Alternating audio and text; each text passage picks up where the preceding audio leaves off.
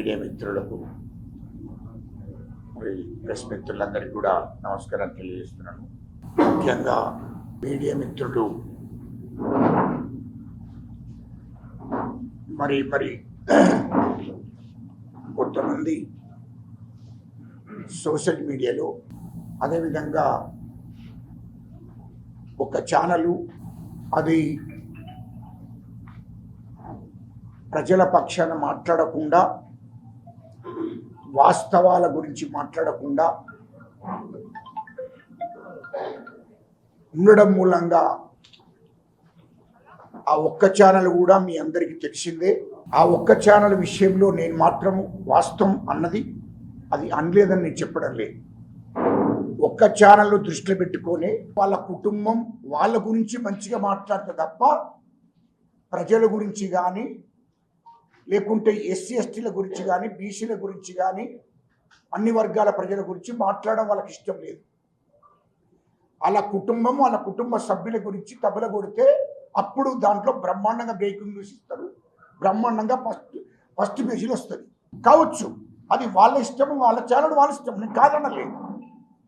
కానీ 99% ఉన్న ఛానళ్ళు వీళ్ళు ప్రజల కోసం పనిచేస్తున్నారు, ప్రజల సమస్యల కోసం పనిచేస్తున్నారు, ఎస్సీల కోసం పనిచేస్తారు, ఎస్టీల కోసం పనిచేస్తారు, బీసీల కోసం పనిచేస్తారు, అన్ని వర్గాల ప్రజల కోసం మాత్రమే ఈ 99% ఉన్న ఛానళ్ళన్నీ పనిచేస్తాయి.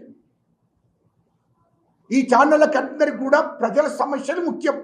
ప్రజల సమస్యల మీద మొదటి నుండి ఈ 99% ఉన్న ఛానళ్ళన్నీ కూడా మీడియా కానీ ప్రింట్ మీడియా కానీ పనిచేస్తుంది. ఇది వాస్తవం. ఇది ప్రజలకు ముఖ్యంగా అట్టడుగు వర్గాలకు అన్యాయం జరుగుతున్న ప్రజల కోసం అండగా ఉన్నటువంటి ఛానల్ ఇవన్నీ. కూడా ఉన్నత వర్గాలు గిట్ట లేని వర్గాలకు అన్యాయం చేస్తే అవి బయటికి తీసుకొచ్చి ప్రజలకు చూపించే ఛానల్స్ 199% ఉన్న ఛానల్. ప్రింట్ మీడియా కూడా వాళ్ళని ఎందుకంటాం మేము? వాళ్ళు నిరంతరంగా ప్రజల కోసం పనిచేస్తున్నారు. అందులో భాగంగా తెలంగాణ రావడానికి కీలక పాత్ర పోషించి తెలంగాణ రాష్ట్రం కోసం దెబ్బలు తిని అలా మైకులు ఇరుగొట్టుకొని చివరకు రక్తాలు కూడా గారినాయి మీడియా వాళ్ళకు, ప్రింట్ మీడియా వాళ్ళకు. తెలంగాణ ఉద్యమములు ప్రజల మీద, విద్యార్థుల మీద, యువత మీద, తెలంగాణ ఉద్యమకాల మీద దాడులు చేయడం కాకుండా మీడియా మీద కూడా దాడులు జరిగినాయి. అవన్నిటి కూడా ఓర్చుకొని తెలంగాణ ప్రజల పక్షాన మీడియా నిలబడ్డది. కాబట్టి తెలంగాణ రాష్ట్రం రావడానికి ప్రధానంగా వాళ్ళు పనిచేశారు. వాళ్ళే ముఖ్యంగా ముందుండి నడిపించారు ఉద్యమాన్ని. ఇది వాస్తవం. అది రాష్ట్రంలో ఉన్నటువంటి కోదండరామును కానీ, గజ్జల కాంతమును కానీ, గద్దర్ని కానీ, ఇతర ఉద్యమకాలను కానీ, ఉస్మానియా యూనివర్సిటీ విద్యార్థులను కానీ, కేసీఆర్ని కానీ అందరికి కూడా ముందుండి మీడియా దేశవ్యాప్తంగా ప్రచారం చేసింది మీడియా. ఆ మీడియా మీద గౌరవం ఉంటుంది. ఆ మీడియా మూలంగా ఇవాళ తెలంగాణ రాష్ట్రం ఏర్పడ్డది. వాళ్ళ పాత్ర 50% వాళ్ళ పాత్రనే. దాన్ని నేనెందుకు మాట్లాడతా? నాకు తెలుసు కదా. ఇలా గజ్జల కాంతం రాష్ట్ర వ్యాప్తంగా గజ్జల కాంతం పేరు వచ్చింది, ఉద్యమాల్లో నిలదొక్కున్నాడు అంటే అది మీడియా, ప్రింట్ మీడియా వాళ్ళు కదా. వాళ్ళని నేనెందుకు మాట్లాడతా? అంటే సోషల్ మీడియా ఉన్న ఒక్క ఛానల్ మాత్రమే నా మీద తప్పుడు ప్రచారం చేసి, ఇది జీవన్ రెడ్డి గారు కంకణం కట్టుకొని ఆయన ఎదురుండి మాట్లాడలేక, అసలు మాట్లాడే అవకాశాలు లేక, ఆయనకు నన్ను ఎదిరించలేక ఒక్క ఛానళ్ళు సోషల్ మీడియాను అడ్డం పెట్టుకొని ఆయన వాళ్ళ ద్వారా తప్పుడు ప్రచారం నా మీద చేపించాడు. ఇదేంటి పెద్ద మనిషితనం? ఆయన 77 ఏళ్ళకు ఉంటాడు, 42 రాజకీయం అంటాడు. ఇదేం పార్టీ? నాకు అర్థం కాలేదు. 100% ఏనాడు కూడా నాకు మీడియా అంటే నేను నా కన్న తల్లితో సమానంగా చూసుకుంటా. అట్లాంటి పరిస్థితి ఎక్కడ కూడా రాదు, రానివ్వను కూడా. అది వాస్తవాన్ని కూడా ఇప్పుడు కూడా మీడియా మీద ఒప్పుకుంటున్నాను నేను. ఏమని ఆ ఒక్క ఛానలు పదే పదే కాంగ్రెస్ ప్రభుత్వం మీద, సీఎం గారి మీద విషయం చెప్తున్నారు కాబట్టి ఆ ఛానల్ను నేను మాట్లాడిన. ఆ ఛానల్ ఏనాడు కూడా ప్రజల పక్షాన నిలబడ్డది ఏ రోజు కూడా లేదు. ఆ ఒక్క ఛానల్ మాత్రమే. అది చాలా బాధేసింది. 99% ఉన్న ఛానళ్ళన్నీ ఒక దిక్కుంటే ఆ ఒక్క ఛానల్ మాత్రం వాళ్ళ కుటుంబం కోసం పనిచేస్తుంది. అది అందరికీ తెలిసిన విషయం. అది అన్ని పార్టీల మీద రాస్తుంది. అది ప్రజల పక్షాన్ని నిలబడదు. వాళ్ళ కుటుంబంలో నలుగురు ఉన్నారు. ఆ నలుగురు పక్షాన్ని నిలబడుతున్నది కాబట్టి నేను మాట్లాడినా. అందుకోసమని ఎప్పుడు కూడా మీడియా మిత్రులందరికీ కూడా మిమ్మల్ని ఏనాడు కూడా ఉద్దేశించి మాట్లాడా. ఒకవేళ చిన్నగా మాట ఎక్కడన్నా మిస్టేక్ అందని మీకు అనిపిస్తే నిన్న కూడా నేను కోరినా, ఇప్పుడు కూడా నేను కోరుతా. ఎందుకంటే మీ ముందు మీకేదైనా చిన్న మిస్టేక్ అని నా ద్వారా బాధ అనిపిస్తే నన్ను క్షమించండి. ఎందుకంటే నేను అలాంటి పని చేయను ఫస్ట్. ఇది వాస్తవం. అదేవిధంగా జీవన్ రెడ్డి గారి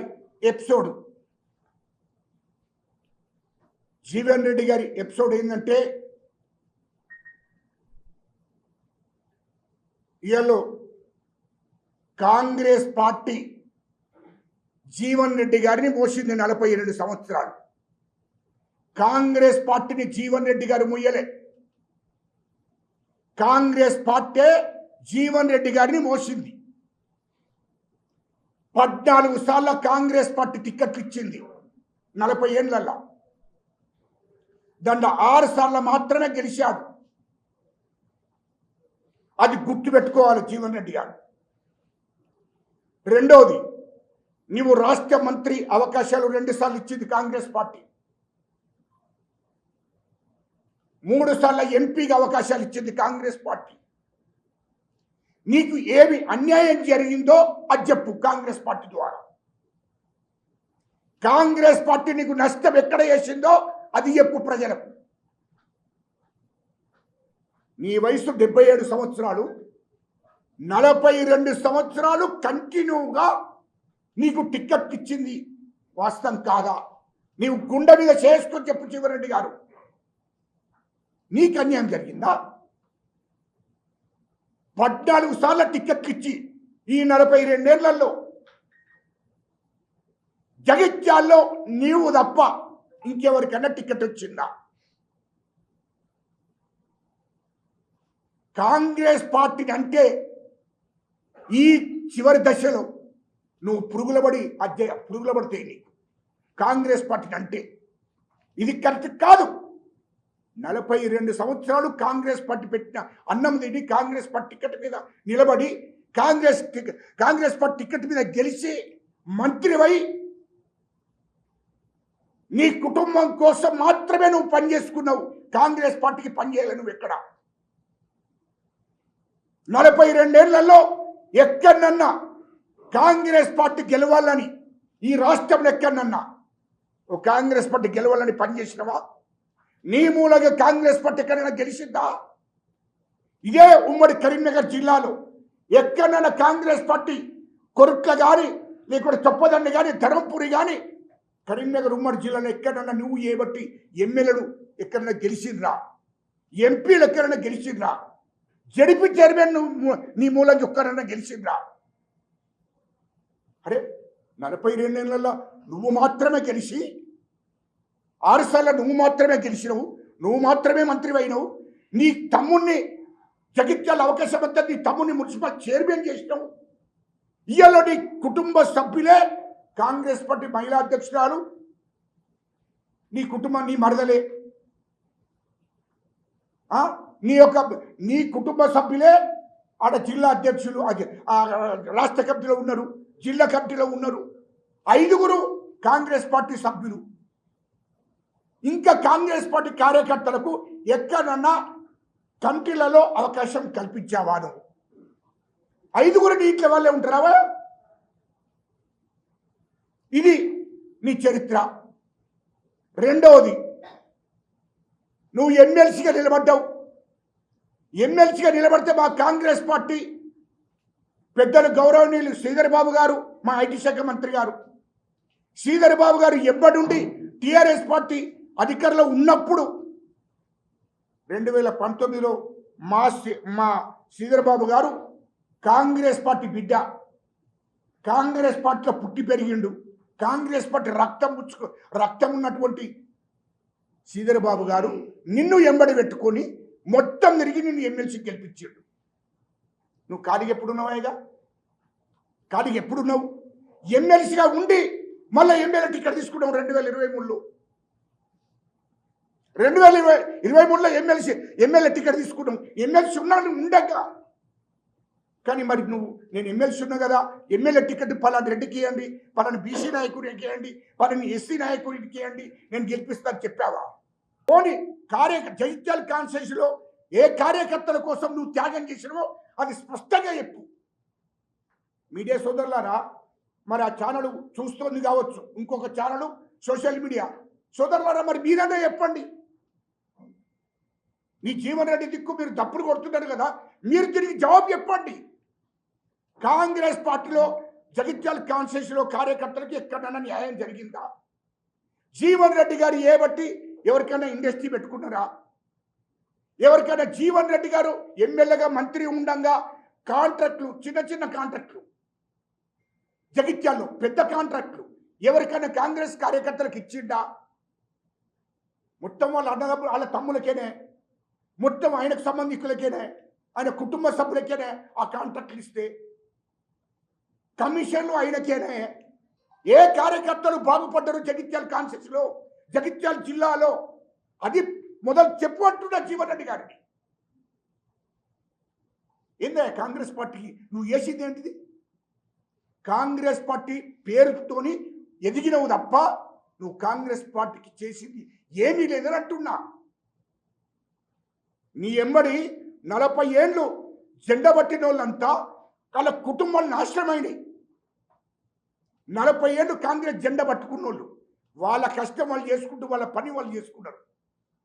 కానీ నీ మూలంగా జగిత్యాల కాన్స్టిట్యూన్సీలో ఉన్నటువంటి కాంగ్రెస్ కార్యకర్తలకు ఏనాడు న్యాయం జరగలేదు అంటున్నా. ఇవాళ ఏంటి నిన్ను ఎమ్మెల్సీగా ఉంచి అంటే కాంగ్రెస్ ప్రభుత్వం రాగానే మళ్ళీ నేను మంత్రి చేస్తే అప్పుడు నీకు మంచుకుంటుండే. మొన్న అంటుంటే మీడియా ముందట నన్ను ప్రభుత్వ సలహాదారు చేయమన్నా. ఎందుకు ఎత్తారా నీకు ఎందుకు ఎత్తారు అంటే జీవిత కాలం అంతా కాంగ్రెస్ పార్టీకే ఇవ్వాలి తప్ప కొత్తలకు అవకాశం ఇవ్వద్దా? కాంగ్రెస్ పార్టీలో జెండా మోసిన వాళ్ళకు, కాంగ్రెస్ పార్టీ కోసం పనిచేసిన వాళ్ళకు పదవులు ఇవ్వద్దా? నీకు ఒక్కరికే ఇవ్వాలన్నా రాష్ట్రంలో, జిల్లాలో? ఎట్లా మాట్లాడుతావు? అంటే నీకు ఇస్తే ఇచ్చినట్టు, లేకుంటే లేనట్టు. నీకు ఇస్తే పదవులు ఇస్తే నీకు న్యాయం జరిగినట్టు. అరే ఏంలే బాబు, 2024 దాకా నువ్వు పదవి లేకుండా లేవు. నువ్వు కాంగ్రెస్ పార్టీ నీకు అన్యాయం చేసిందా? ఒక్కసారి గుండె మీద చేసుకొని చెప్పాయా జీవన్ రెడ్డి గారు? నీకు అన్యాయం చేసిందా కాంగ్రెస్ పార్టీ? కాంగ్రెస్ పార్టీ మొత్తాన్ని ఉపయోగించుకున్నది నువ్వు ఒక్కడివి. జగిత్యాల్లో కార్యకర్తలంతా భయభ్రాంతులుగా బతికిన ఇన్ని రోజులు ఇప్పుడు అందరికీ విభక్తి చెందింది కాంగ్రెస్ పార్టీ కార్యకర్తలకు, జగిత్యాల జిల్లా కార్యకర్తలకు. అంత వాళ్ళను అనగదొక్కినావు, వాళ్ళని బందీలను చేసినావు. నువ్వు మాట్లాడుతున్నావా? మళ్ళా మా ముఖ్యమంత్రి రేవంత్ రెడ్డి గారి మీద మాట్లాడుతున్నావు, మా వేము నరేందర్ రెడ్డి గారి మీద మాట్లాడుతున్నావు. జీవన్ రెడ్డి గారు, నీకు అర్హత లేదు. మా రేవంత్ రెడ్డి గారిని మాట్లాడే అర్హత నీకు లేదు అని చెప్తున్నా. మా రేవంత్ రెడ్డి గారు స్వయంగా సొంత కాళ్ళ మీద జడ్పీటీసీ గెలిచిండు, సొంత కాళ్ళ మీద ఎమ్మెల్సీ గెలిచిండు,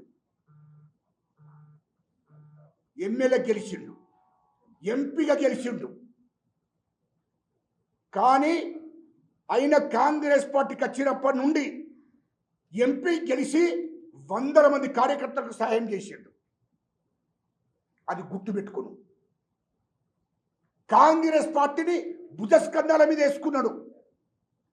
మల్కాజిగిరి ఎంపీగా గెలిచినాక కాంగ్రెస్ రాష్ట్రంలో ఉన్నటువంటి పార్టీ అంతా ఆయన భుజస్కంధాల మీద వేసుకొని తిరిగిండు రాష్ట్రం మొత్తం.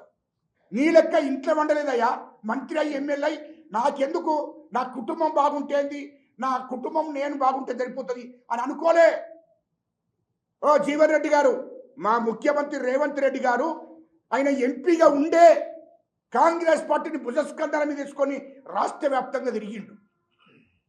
ఆయన పిసిసి అధ్యక్షుడై రాష్ట్ర వ్యాప్తంగా తిరిగిండు. అన్ని నియోజకవర్గాలు తిరిగిండు, అన్ని మండలాలు తిరిగిండు. మొత్తం సొంత ఆస్తులను కూడా కాంగ్రెస్ పార్టీ కోసం పెట్టిండు, ఖర్చు పెట్టాడు. రేవంత్ రెడ్డి గారు పిసిసి అధ్యక్షుడైన కానుండి మొత్తం ఆయన ఆస్తులను కూడా తాకట్టు పెట్టి పార్టీ కోసం పనిచేసిండు, పార్టీ కోసం ఖర్చు పెట్టిండు. ఇది వాస్తవం కాదా? వాస్తవాలు మాట్లాడుకుందాం. ఇక దాపరికం వద్దు. ఇక్కడ మా వేము నరేందర్ రెడ్డి గారి గురించి ఏం తెలుసయ్యా నీకు? పిసిసి అధ్యక్షుడు రేవంత్ రెడ్డి గారు అయిన తర్వాత ఆయనకు అండగా ఒక హనుమంతుడిగా ఉండి ఆయన కూడా రేవంత్ రెడ్డి గారి దగ్గర పరిస్థితులను బట్టి ఆయనను కూడా కష్టపడి ఉన్న ఆస్తులను ఆయన కూడా తాకట్టు పెట్టుకొని పార్టీని అధికారులకు తీసుకురావడం కోసం 3 ఏళ్ళు నిరంతరంగా పనిచేసిండ్రు. ఒక్క రూపాయి నువ్వు పెట్టావా? జెండకు కానీ, బండికి పెట్రోల్ కానీ, ఏ కార్యకర్త కన్నా టిఫిన్ కానీ, భోజనం కానీ పెట్టించినావా జీవన్ రెడ్డి గారికి మొక్కానికి? ఎవరికన్నా ఖర్చు పెట్టినావా? నువ్వు ఎట్లా మాట్లాడతావా జీవన్ రెడ్డి గారు? ఇయ్యలో మా రేవంత్ రెడ్డి గారు పిసిసి అధ్యక్షుడిగా ఉండి ఆస్తులను తాకట్టు పెట్టుకున్నాడు, ఆయన సొంత ఆస్తులను.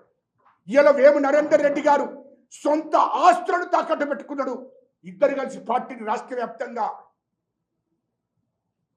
తిరిగారు. రాష్ట్ర వ్యాప్తంగా తిరుగుతున్నటువంటి రేవంత్ రెడ్డి గారికి ఒక హనుమంతుడిగా అండగా నిలబడి నువ్వు తిరుగు, మన ఆస్తులు వైనా పర్వాలేదు, పార్టీని కాపాడుకోవాల్సిన అవసరం ఉంది. ఈ రాష్ట్రంలో పార్టీని అధికారులకు తీసుకురావాలి. సోనియా గాంధీ రాహుల్ గాంధీ గారి నాయకత్వంలో ఈ పార్టీని రాష్ట్రంలో అధికారులకు తీసుకురావాలని ఆహర్నిశలు కష్టపడ్డారయ్యా. ఓ జీవన్ రెడ్డి గారు, ఏనాడన్నా నీ ఆస్తులు తాకట్టు పెట్టావా? ఏనాడన్నా 1 కోటి రూపాయలు పెట్టావా పార్టీకి? ఓ 50 లక్షలు పెట్టావా? ఓ 10 లక్షలు పెట్టావా? పార్టీ కోసం పార్టీని నువ్వు ఉపయోగించుకొని పట్టినవు తప్ప పార్టీ కోసం 1 రూపాయి చెప్పవా? ఎక్కడ పెట్టావో చెప్పు. ఇలా మా ముఖ్యమంత్రి రేవంత్ రెడ్డి గారిని మాట్లాడతావు. నీకేమర్హత ఉందా? 4 సంవత్సరాలు నిద్రపోకుండా తిరిగిండు మా ముఖ్యమంత్రి రేవంత్ రెడ్డి గారు. పిసిసి అధ్యక్షుడిగా ఉండి 4 సంవత్సరాలు నిద్రపోలేదు. ఈ రాష్ట్రంలో కాంగ్రెస్ పార్టీ కోసం, ఈ రాష్ట్ర ప్రజల కోసం, ఎస్సీల కోసం, ఎస్టీల కోసం, బీసీల కోసం, మైనార్టీల కోసం, అన్ని వర్గాల ప్రజల కోసం 4 సంవత్సరాలు నిద్రపోకుండా తిరిగిండు. లాఠీ దెబ్బలు తిన్నాడు. అక్రమ కేసులు పెట్టింది అన్నట్టు ప్రభుత్వం, అయినా భయపడలే. బిడ్డ పెళ్లికి కూడా లేడు. జైలు పెట్టారు. రేవంత్ రెడ్డి గారిని అరెస్ట్ చేసి జైల్లో పెట్టారు. సొంత బిడ్డ వరపూజ నాడు లేడు. ఆనాటి ప్రభుత్వం అంత ఉక్కుపదం ఒప్పింది ఆనాటి పిసిసి అధ్యక్షుడు రేవంత్ రెడ్డి గారి మీద. ఇది మర్చిపోయావా? ఇది వాస్తవం కాదా? సొంత బిడ్డ పెళ్లి పెట్టుకొని జైల్లో ఉన్నాడు. ఈ ప్రజల కోసం, కాంగ్రెస్ పార్టీ కోసం. ఎప్పుడన్నా పోయినావా జీవన్ రెడ్డి గారి పార్టీ కోసం? ఓ పార్టీ కోసం 1 రూపాయి నష్టం జరిగిందావా నీకు? ఏదైనా లాఠీ దెబ్బ తిన్నావా నువ్వు? ఏదైనా పార్టీ కోసం త్యాగం చేసినావా జీవన్ రెడ్డి గారు? సిగ్గు లేకుండా మాట్లాడకు. ప్రజలకు ఇవన్నీ తెలుసు, ప్రజలకు చెప్తాము. తమాషా చేయకు. ఏమనుకుంటున్నావు? మా ముఖ్యమంత్రి రేవంత్ రెడ్డి గారిని పట్టుకొని, ముఖ్యమంత్రి రేవంత్ రెడ్డి గారి చెమటనే ఆయన ఆస్తులను తాకట్టు పెట్టుకొని కాంగ్రెస్ పార్టీ కోసం పనిచేసిండు. ఈ తెలంగాణ రాష్ట్ర ప్రజల కోసం పనిచేసిండు. గడిలను బద్దలు కొట్టి ఈ రాష్ట్రాన్ని కాంగ్రెస్ పార్టీలో అధికారాన్ని తీసుకొచ్చినటువంటి మహానుభావుడు ముఖ్యమంత్రి రేవంత్ రెడ్డి గారు. అది గుర్తు పెట్టుకోమని చెప్తున్నా. ఎస్, అవును. అంత కష్టపడ్డ వేము నరేందర్ రెడ్డి గారు రాష్ట్రంలో పార్టీని నడపడానికి ఎన్నుకుండి కష్టపడ్డాడు. ఆయనకు రాజ్యసభ ఇస్తే తప్పేంటి అని అంటున్నా. ఖచ్చితంగా ఇవ్వవలసిందే. ఇలా నువ్వెవరయ్యా? రూపాయి కాంగ్రెస్ పార్టీ కోసం పైసలు ఖర్చు పెట్టావు, కాంగ్రెస్ పార్టీ కోసం త్యాగం చేయవు, జగిత్యాల్లో కూర్చుంటావు, మాట్లాడతావు అదేదో టేబుల్ మీద. చివరికి వస్తే నువ్వేం చేసినావు తెలుసా? మొత్తం రిపోర్ట్ నిన్న రాత్రి కూడా తీసుకున్నా. నీ కబురు మీదనే ఉన్నాను ఆ జీవన్ రెడ్డి గారు. నిన్న రాత్రి తీసుకున్నా నీ డాటా అంతా. నువ్వు ఎమ్మెల్సీగా ఉండి కేసీఆర్తో చేతులు కలిపి, ఆనాటి ముఖ్యమంత్రి గారు కేసీఆర్ గారు ఆయనతో చేతులు కలిపి మొత్తం పార్టీలో ఉన్నటువంటి లొసుకులన్నీ ఆయనకు చెప్పుకుంటూ నువ్వు పార్టీకి, కాంగ్రెస్ పార్టీకి ద్రోహం చేశావు. కాంగ్రెస్ పార్టీని అడ్డం పెట్టుకొని కేసీఆర్తో చేతులు కలిపి 500 కోట్ల పని చేసుకున్నావు 10 ఏళ్ళల్లో కేసీఆర్తో. కేసీఆర్ ముఖ్యమంత్రి ఉండగా ఆయనతో నువ్వు పని చేయించుకుని మొత్తం ఫైళ్ళ మీద సంతకాలు పెట్టించుకొని 500 కోట్లకు సంబంధించినటువంటి ఫైళ్ళ మీద సంతకాలు పెట్టించుకున్నది వాస్తవం కాదా చెప్పుడు. నువ్వు ఎక్కడ అట్టుకున్నావా? కాంగ్రెస్ గవర్నమెంట్లో నీ ఇష్టం వచ్చినట్టు సంపాదించడం. అదేవిధంగా టీఆర్ఎస్ గవర్నమెంట్లో కూడా కేసీఆర్తో చేతులు కలిపి 500 కోట్లు సంపాదించుకున్నావు. 10 ఏళ్లలో టీఆర్ఎస్ ప్రభుత్వం నీకు సహకరించింది, నీకు పనిచేసి పెట్టింది. కేసీఆర్ నీకు పనిచేసాడు. కాంగ్రెస్ పార్టీలో ఉన్న కాంగ్రెస్ పార్టీకి సంబంధించిన విషయాలన్నీ కూడా కేసీఆర్కు చెప్పుకుంటున్నావు. ఇది వాస్తవం కాదా? వాస్తవం కాదా? కోవట్లుండనే మీరు. ఆ కోవట్లను ఏరివేయడమే మా ముఖ్యమంత్రి రేవంత్ రెడ్డి ఏడి పని. కేసీఆర్ కోవట్లు, ఇంకా వేరే పార్టీకి ఎవరు కోవట్లున్నా వాళ్ళందరినీ ఏరివేస్తాడు మా ముఖ్యమంత్రి రేవంత్ రెడ్డి గారు. అది గుర్తుపెట్టుకో అంటున్నా.